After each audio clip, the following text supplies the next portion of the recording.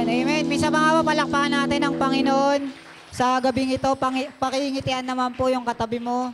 Yan, ngitian mo po na maganda. Malay mo po. Yan naman lilibre sa'yo mamaya paglabas. Ayan.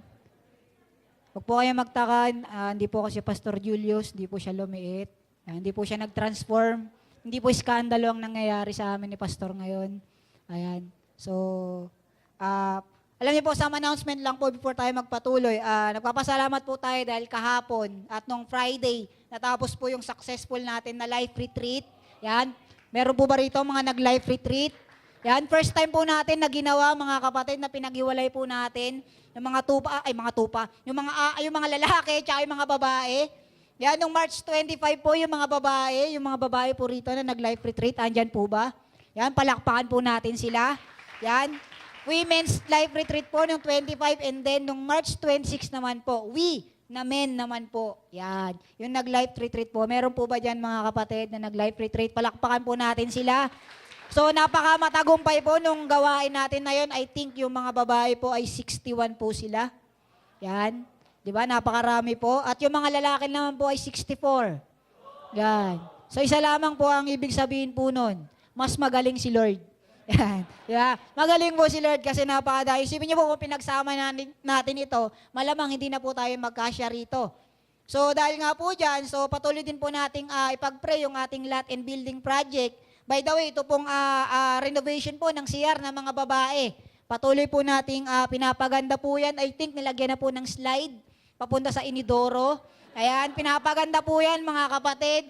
And then yung labas po ng church natin, pinapaganda po natin yan. Nakita niyo po ang ayos-ayos, sinisira.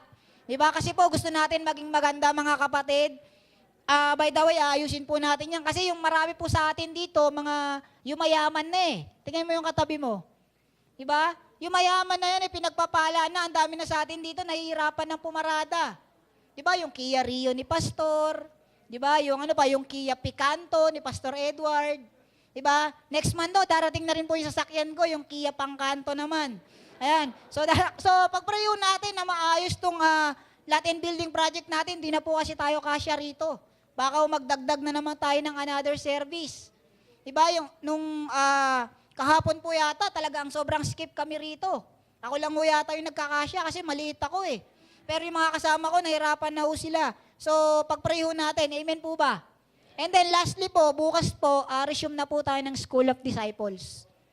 Yan. School of Disciples po bukas, discipleship po pala. Ayan, tuloy na po tayo bukas. So, sa mga estudyante ko, ayan, review na po kayo, magre-report na kayo sa akin. Yan. So, sino na po rito excited magsabi po ng amen? Amen yan. Welcome po sa ating last topic na Scandal of Grace. Yan, pakisabi nga po, scandal. Yan. Portraits of God's Transforming Love. Yan. Last week po, pinag-aralan po natin yung ATM of Salvation. Yan. Ito po yung skandalo ng Panginoon kung saan ang salvation po pala ay napakadali. Kinakailangan mo lang, letter A, i-admit na ang salvation ay posible. Pangalawa, magtiwala ka, trust. Pagsabi nga po, trust. Na ang salvation ay very simple lang. Hindi na komplikado. And at the same time, dapat mag-move in ka. Kapag tinanggap mo ang Panginoon, instantly dapat lumilipat ka sa Kanya. Amen po ba? Ito po yung ATM ng salvation. So ngayon po, pag-aaralan naman po natin is about Scandal of Grace Part 4, More Than You'll Ever Know. Yan. Pag-aaralan po natin dito mga kapatid, yung apat na uri, hindi po apat na uri, kundi yung apat na dapat mong nararanasan sa pagmamahal ng Panginoon. Meron pong isang kwento tungkol sa isang lalaki. Pinag-aaralan niya daw po ang tungkol sa tubig. Yan. Sino po nakakaalam ng tubig? Tubig po. Nakakita na po kayo ng tubig? Noon pong pag umuulan, yung sa swimming pool, nakakita na po kayo? Nakakita? Yung pong pag pinagpapawisan, kayo tumutulo sa kilikili mo, tubig po yun. Naunawaan niyo po ako? Yan. Yung tubig po mga kapatid, may isang tao, pinag-aaralan niya daw po ito. At noon ko lang nalaman na ang tubig po pala ay combination ng dalawang molecules of hydrogen at isang molecule ng oxygen. Ngayon ko lang nalaman. So marami po palang branches ng science. Yung iba hindi ko pa napupuntahan, baka kayo napuntahan nyo na. Ayan. Pero ang water daw po ay kombinasyon ng dalawang molecules of hydrogen and one molecule of oxygen. Pinag-aaralan niya po ito. Kaya lang minsan dumating sa buhay yan na uhaw na daw po siya. Na gusto niyang uminom ng tubig, kaya lang ang nangyari, yung ininom niya na tubig, mga kapatid, ay gapatak lamang. At sinabi niya rito na baliwala sa akin anuman ang pagkakaintindi ko, anuman yung pagkakaunawa ko, anuman yung kombinasyon ng pagkakabuo ng tubig, ang tanging malinaw lang sa akin ay gusto kong uminom ng maraming tubig. Minsan po mga kapatid, katulad ng tao na to, minsan nagiging ganun din tayo sa pagmamahal natin sa Panginoon. Yung pagmamahal ng Diyos sa atin, alam natin na mahal tayo ni Lord. Alam natin yung pagmamahal sa atin ng Panginoon, kaya lang, hindi natin nauunawaan at hindi natin nararanasan. If you know that God's love you, mga kapatid, but you don't know His love, it's like someone who studies water without drinking it. Parang ganito po, alam po natin na maganda sa Boracay, amen po ba? Kaya lang yung iba sa atin, hindi pa nakakarating ng Boracay. Alam po natin na masarap sakyan ang Fortuner, pero yung iba sa atin hindi pa nararanasan na sumakay sa Fortuner. Yung iba sa atin dito, alam mo, pogi ka. Yung iba rito, alam mo na maganda ka, amen po ba? Kaya lang hanggang ngayon, single ka. Maraming mga tao ganun, mga kapatid, alam naman nila na mahal sila ng Diyos.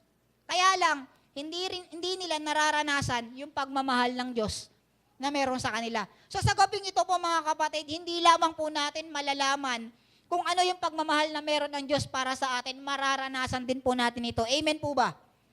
Yan. Sino na po excited magsabi ng amen?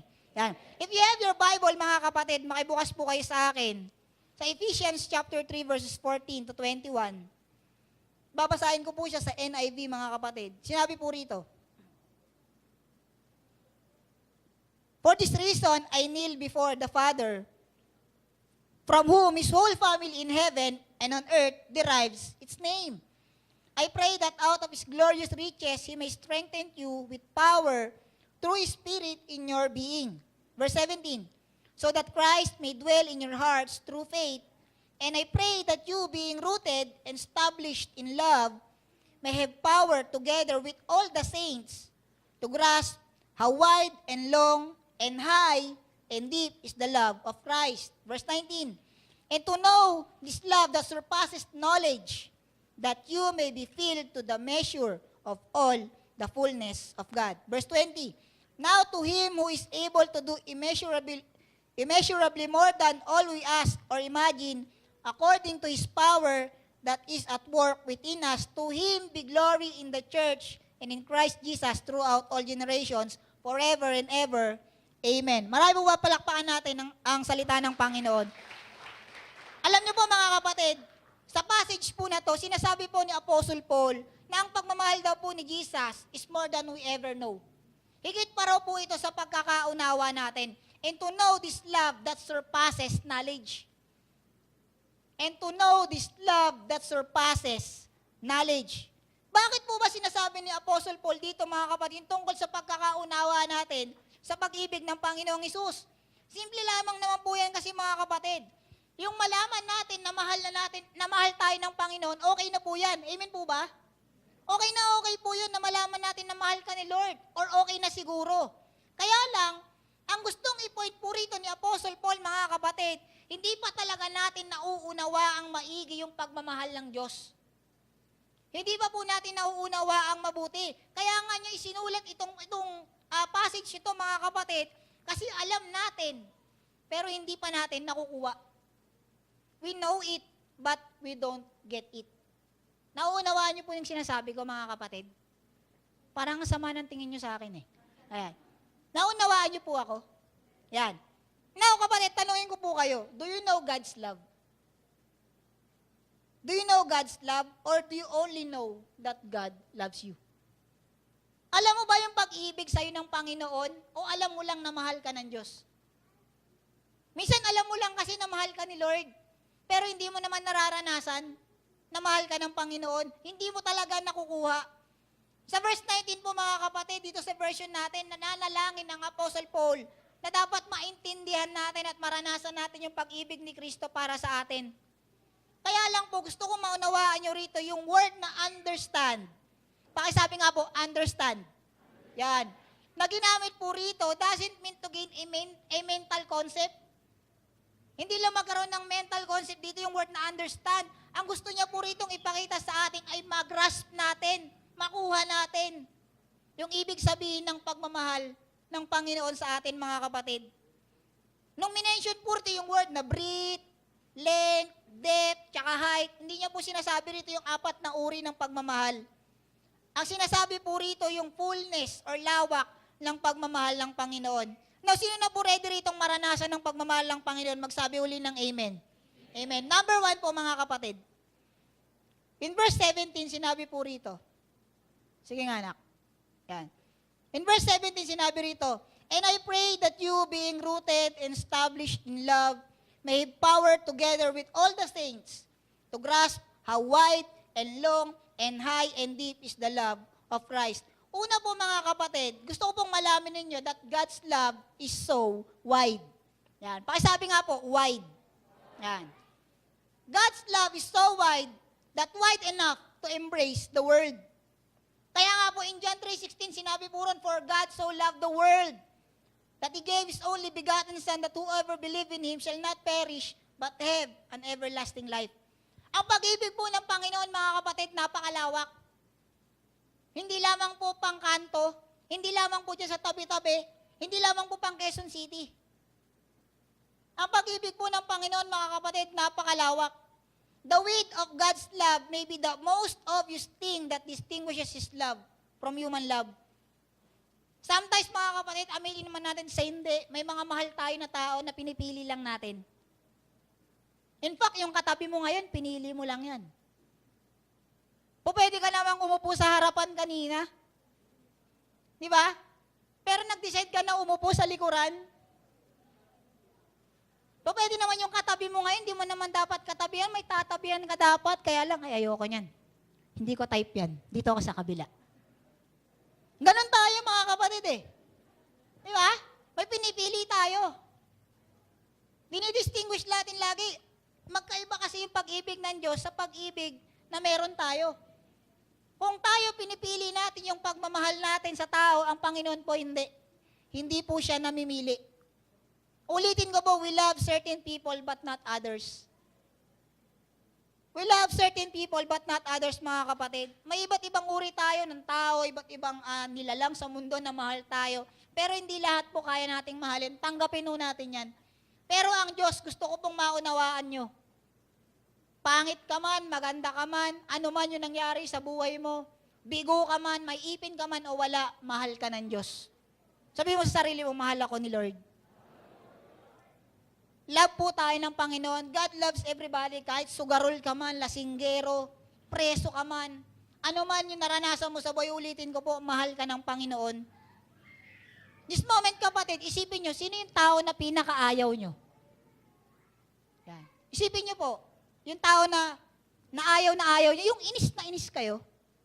Yan. Isipin nyo po, ba't parang nakatingin kayo sa akin lahat? Yan. Huwag sa akin kayo tumingin, isipin nyo. Yan. Isipin nyo yung tao na inis kapag nakita mo, nasisira na araw mo, pati mukha mo, sira pa. Yung hindi ka na makakain, gusto mong kumain ng lechon na isang buo, pag nakita mo siya, ultimo ilong ng lechon, di mo makain. Naiinis ka, gusto kong malaman mo, kapatid, na yung taong kinaiinisan mo, mahal ng Panginoon yan. Yung tao na galit ka, yung kapitbahay mo, na gusto mong sunugin yung bahay kasi napakaingay. Gusto ko pang malaman ninyo na mahal ho yan ng Panginoon. Wala pong pinipili ang Diyos. Wala po siyang pinipili anumang uri yan, anumang race yan, kapatid. Maitim man yan, maputi, chinito o chikito yan, kapatid. Gusto ko pong malaman ninyo, mahal po yan ng Panginoon. Namatay po ang Panginoong Hesus, mga kapatid, sa cross kasi mahal niya po ang mga makasalanan. Amen po ba? Katulad niyo po at katulad ko, lahat tayo makasalanan. Pero hindi niya po inayawan itong mga tao na to. Bagos, mga kapatid, He loved those behaviors. Yung mga bagay na kinaiinisan natin na ugali, minahal po sila ng Panginoon, mga kapatid. Namatay po ang Diyos para sa kanila. Yung mga tao na kinaiinisan natin, mahal na mahal po sila ng Panginoon. Ganun po kalawak ang pagmamahal ng Diyos para sa atin, na kaya niyang unawain maging sino ka man. Dumarating ho sa punto hindi natin, na natin kayang unawain yung katabi natin, yung asawa natin, yung boyfriend natin, girlfriend, ay boyfriend nyo lang, yung girlfriend nila. Di ba? Pero mga kapatid, si Lord po, inuunawa sila. Sino na po may asawa rito? Taas ho ang kamay. Magsiamin ho kayo. Yan. Di ba, minsan dumarating ang punto na ganyan, hindi mo na maunawaan yung asawa mo eh. Minsan, mahal mo lang yung asawa mo kapag sweldo na. Di ba?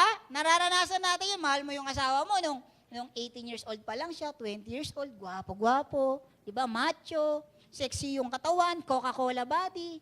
Dati yung Coca-Cola body na bote, ngayon Coca-Cola in can na ganon. Minsan, di ba, pinipili natin yung minsan kahit nga sa asawa, katulad nga ng sinasabi ko eh.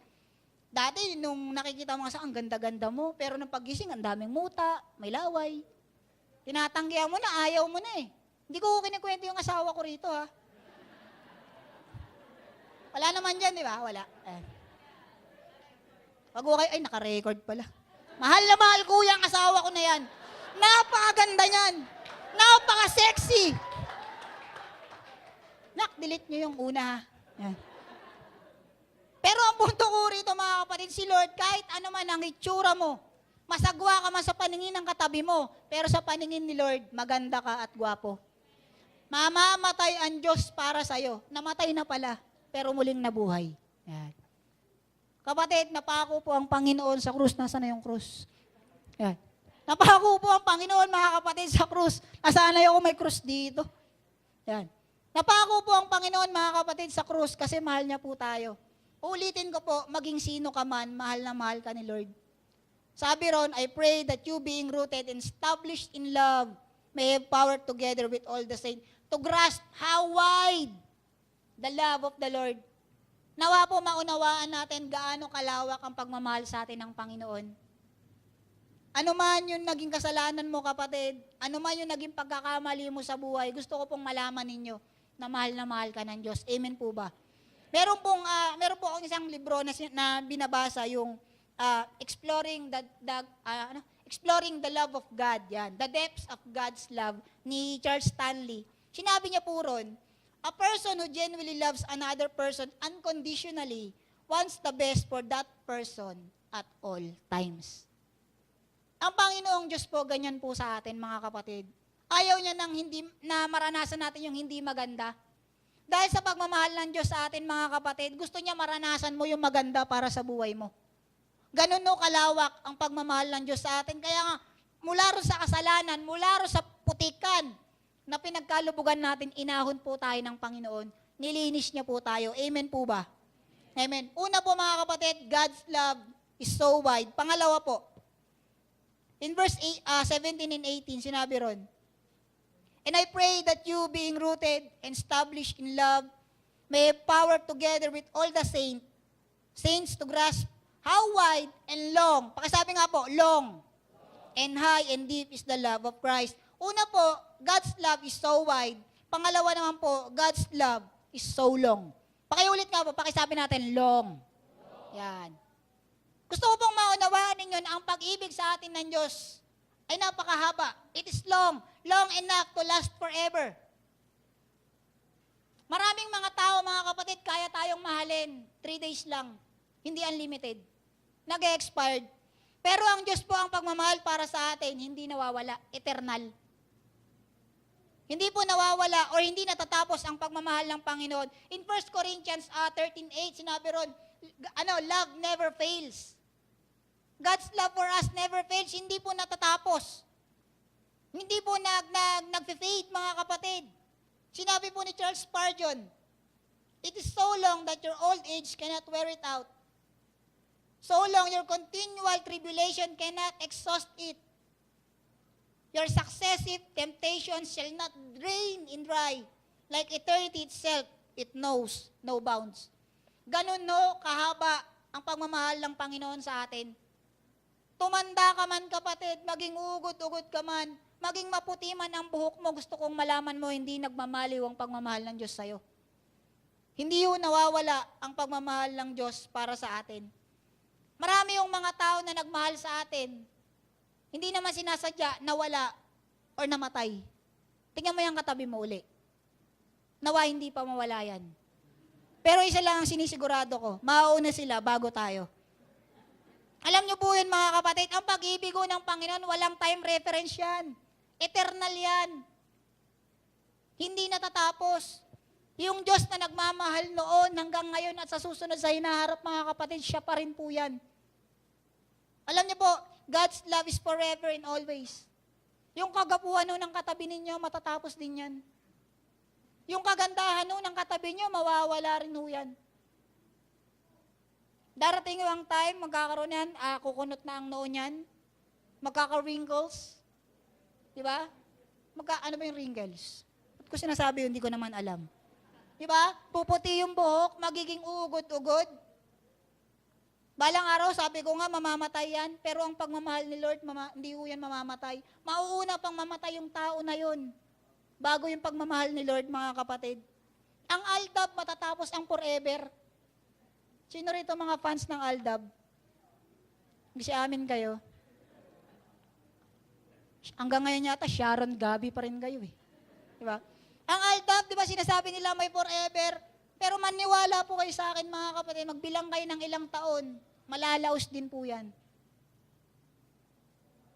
Siguro ngayon, sikat na sikat sila, darating ang time, katulad ng mga nauna, nila Sharon, yung kasing gwapo na si Gabi Concepcion, sino ba, Vilma Santos, lahat po yan, nalaos po yan mga kapatid. Ang aldab malalaos din. Pero yung pagmamahal ni Lord, hindi ho malalaos yan. Hindi ho matatapos yan. Habang buhay po yung pagmamahal ng Panginoon mga kapatid. By the way, wala hong katapusan ang forever sa Panginoon. Amen po ba? Alam niyo po, ang pag-ibig po ng Panginoon hindi lang available on Sundays. From Monday to Sunday po yan. Walang regular business hours ang pag-ibig ng Panginoon para sa atin. Hindi yung nag-holiday ang pagmamahal ng Panginoon. At nung pinag-aaralan ko ito, isa sa napatunayan ko at isa sa napagtanto-tanto ko, yung Diyos na pinaglilingkuran natin, hindi po pala namamatay ng Biyernes taon-taon. At hindi nabubuhay ng Sunday taon-taon. Namatay na ho ang Diyos natin. Naipako, namatay, inilibing at muling nabuhay 2,000 years ago. Kaya ang pagmamahal ng Panginoon hindi nawawala, hindi natatapos. Kasi sila yung pagmamahal ng Panginoon sa kanila natatapos pag Biyernes Santo, kasi patay. Tapos pagdating ng linggo na buhay, ay mahal na uli ako ni Lord. Hindi ho ganun. Hindi ho ganun. Ang pagmamahal ni Lord mga kapatid, habang buhay po yan. Amen po ba? Siguro nagtataka kayo ano mga pinagsasabi ko rito. Wag ho kayo mag-alala, pare-pares ho tayo nagtataka rito. Pero nauunawaan niyo ho ba ako mga kapatid? Kasi parang ang sama ng tingin niyo sa akin. Baka pagbaba ko rito, mamaya, mahal ka ni Lord, eto sa'yo. Ayan. Ulitin ko po, it also means that God's love doesn't give up. Yan. Dahil eternal ang pagmahal ng Panginoon sa atin, mga kapatid, hindi yun natatapos or nag-give up ang pagmamahal ng Diyos para sa atin. Naalala ko, meron nung isang quote, sabi niya po ron, pakinggan nung mabuti ng mga babae ito. Ang manliligaw daw po, parang telepono na nagre-ring. Nawawala kapag matagal na hindi sinasagot. Totoo ho ba yun? Naunawaan niyo ako? Diba, yung telepono na nagre-ring, pag matagal daw hong hindi sinasagot, parang manliligaw raw yan nawawala. Nauunawaan niyo na naman ako? Parang hindi. Uulitin ko. Ang manliligaw daw po kasi, parang telepono yan na nagre-ring. Kapag matagal mong hindi sinasagot, nawawala. Naunawaan nyo na ho ako? Ganun no ang mga kapatid. Pero ang pagmamahal po sa atin ng Panginoon, kahit matagal ng ring yan at hindi mo sinasagot, magre-ring at magre-ring pa rin po yan. Naunawaan nyo ho ako? Palakpakan ho natin ang Panginoon. Alam nyo po, hindi ho ganun ang pag-ibig ng Panginoon, mga kapatid, na nawawala. Hindi natatapos, hindi nag-give up. Maybe some of us, ang tagal-tagal natin tinatakbuhan ng Diyos. Ang tagal-tagal nating inaayawan ng Diyos. Pero kapatid, mapalad ka kasi hindi natapos yung pagmamahal niya kasi nandito ka. May mga tao na ginamit ng Panginoon para makasama ka niya, para makilala mo siya. Kasi hindi nagsasawa ang Panginoon na habulin ka. Hindi nagsasawa ang Panginoon na mahalin ka. That's why kapatid, andyan ka ngayon sa kinauupuan mo. Kasi mahal na mahal ka ng Panginoon. Amen po ba? Ulitin ko po, His love is more enduring than Energizer battery. Ang Energizer battery po mga kapatid, nauubos din yan, pero ang pagmamahal ni Lord hindi nauubos. God's love is so wide and it embraces everyone. And number 2, it is so long that will never let us go. Hindi po tayo iiwan ng pagmamahal ng Panginoon. Amen po ba? And number 3 mga kapatid, sinabi po rito, and I pray that you being rooted and established in love may have power together with all the saints to grasp how wide and long and high and deep is the love of Christ. Una po mga kapatid, God's love is wide. Pangalawa, it is so long. And then pangatlo po, it is so high. Pakisabi nga po, so high. Yan. So high enough mga kapatid ang pag-ibig sa atin ng Panginoon for us sinners na madala sa langit. God's love for us is so high to take us to heaven. Kung ang lawak ng pagmamahal ng Panginoon, mga kapatid, encompasses all of mankind throughout today, throughout the history. At ang length naman po ng pagmamahal ni Lord ay from eternity to eternity. The height of Christ's love, mga kapatid, can only mean that it reaches us all the way to heaven. Sa sobrang pagmamahal na sa atin ng Panginoon, mga kapatid, na nais niya na makasama tayo sa kanyang kaharian. Nais niya na makasama tayo sa langit, mga kapatid. Di ba po, nung tinanggap natin ng Panginoon sa ating buhay, sino na po rin tumanggap sa Panginoon bilang kanyang tagapagligtas? Taas ang kamay. Yan. Di ba nung tinanggap natin ng Panginoon bilang tagapagligtas natin? Di ba in John 1:12, anong sinabi ron? Whoever believes in Him and accepted Him, He gave the right to become children of God. Ibig sabihin, kapatid, sa kaharian ng iyong Ama, makakapasok ka. At dahil sa lawak, sa laki at sa haba ng pagmamahal ng Panginoon, sa tindi ng pagmamahal sa atin ng Panginoon, kapatid, dadalhin niya tayo kasama sa langit, sa kanyang pagbabalik. Yung iba kasi, may mga tao na sa sobrang pagmamahal sa atin, ibang high tayo dinadala. Alam niyo po yun? Ibang high tayo dinadala. Ay, mahal kita, tara, drugs tayo. Tara, mahal kita, alak tayo. Kung hindi Red Horse, ano ba yung mga alak ngayon? Natanduay, nahay sa kalasingan. Dito hindi, mahay ka kay Lord. Amen po ba? Parang ayaw nyo Parang galit kayo The love of Christ, kapatid, wasn't sufficient only to forgive us on our sins and set us back on a path of godly living. Gusto ng Panginoon, kapatid, makasama ka niya sa kanyang kaharian. Ayaw ni Lord na mararanasan mo yung pagmamahal niya, pero yung benefits na hindi mo nararanasan. Ang sarap kayang tumira sa langit, kapatid. Kung darating man ng Panginoon, mga kapatid, sa oras na to, ready ako rito. Handa po ako. Sino po rito gustong mapunta ng langit? Magsabi ng amen. Sino gustong mauna? Magsabi ng amen. Tingnan nyo, ayaw nyo na. Diba? Bira kayo. Maraming kasi mga tao, ganun Gustong mapunta ng langit pero ayaw mauna. Pero kung may mauna man dito, mga kapatid, ako gusto ko po yun. Pero mas mauna sila kung gusto nila. Hindi, joke lang po. Ang punto ko po rito, mga kapatid, ang pagmamahal sa atin ng Panginoon is so high. Napakataas po. Na hanggang langit, dadalhin niya po tayo. Yung alam niyo po yun, naranasan niyo na po ba may naminahal kayo ng tao pero ayaw kayong isama sa bahay niya? Naranasan niyo na po yun? O kaya yung mahal, anong boyfriend mo, pero yung cellphone niya ayaw ipahawak sa'yo. Naalala ko nung bago kami ikasal ng asawa ko. Naalala ko nung sabi na-imagine ko, sabi, for richer and for poorer. Yan, di ba? Ano ba yung sunod nun? Nakalimutan ko tuloy. Till death do us part, di ba? Richer for poorer. Ano pa? In sickness and in health. Sabi ko, pag ako, darating ang time magkakasal ako, gusto ko ring sabihin na ganito, ikaw ba lalaki, tinatanggap mo tong babae na to na maging kabiyak ng iyong sweldo?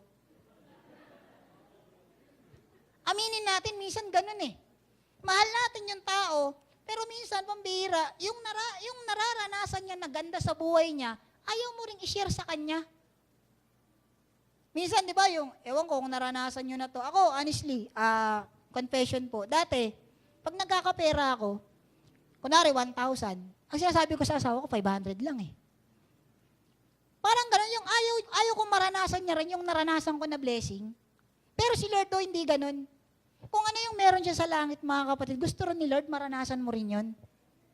Sabi nga po sa Bible, there are many rooms in my Father's house. Di ba? Gustong maranasan ni Lord yung crown of glory, crown of righteousness. Gusto ni Lord maranasan natin yung mga pagpapala na ibibigay sa atin ng Panginoon. God's love is so high, mga kapatid, na gusto niya makasama ka niya sa kanyang kaharian. Ulitin ko po, ang pagmamahal po ng Diyos is so wide. Pangalawa, it is so long, and then it is so high. And then lastly, sinabi po rito, and I pray that you, being rooted and established in love, may have power together with all the saints to grasp how wide and long and high and deep is the love of Christ. Lastly po, mga kapatid, God's love is so deep. Pakisabi nga po, so deep. Alam niyo po, ang pag-ibig po ng Diyos is so deep that deep enough to penetrate the deepest and remotest part of our lives. Honestly po, may mga bagay tayo sa buhay natin na hindi natin kayang sabihin sa magulang natin. May mga bagay po tayo sa buhay natin na hindi natin kayang sabihin sa asawa natin. And even sa pastor natin. Honestly ako po, may mga bagay ako na hindi ko kayang sabihin sa pastor ko. Pero may mga bagay ako na kaya kong sabihin sa Diyos ko.